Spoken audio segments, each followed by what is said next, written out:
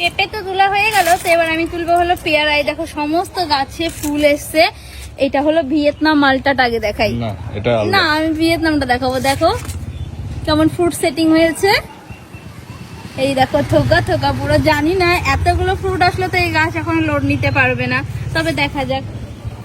আর এই যে এগুলোতে যে ফুল এসছে এগুলো জানি না কতটা টিকবে। দেখো পুরো থোপাটা ফুলের এই এতগুলো ফ্রুট সেটিং হচ্ছে।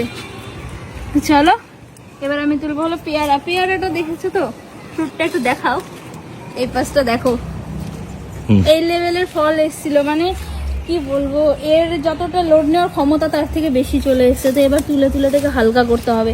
এই পেয়ারাটা তুলি, পেকে গিয়েছে পুরো। আরেকটা তুলে নাও, ওটা এটাও তুলি। হ্যাঁ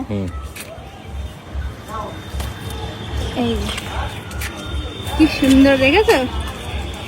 বাড়ির গাছের জিনিস খাওয়ার স্বাদটাই অন্যরকম। বাজার থেকে যতই কিনে ফল খায় না কেন, বাড়িরটা টেস্টটা একদম আলাদা হয়, তাই না বলো?